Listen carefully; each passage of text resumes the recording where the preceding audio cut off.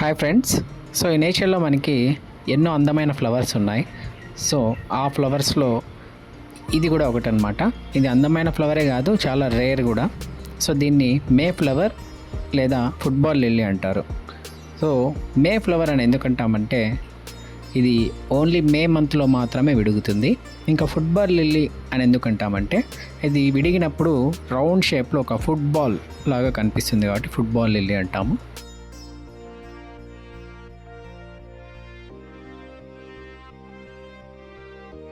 మా ఇంట్లో మొత్తం 3 ఫ్లవర్స్ అయితే విడిగాయి. సో చూడ్డానికి చాలా అందంగా ఉన్నాయి. ఇది ఒకటి ఇక్కడ దాక్కొని చూడండి ఫ్రెండ్స్. సో ఇది అన్నమాట 3వ ఫ్లవరు.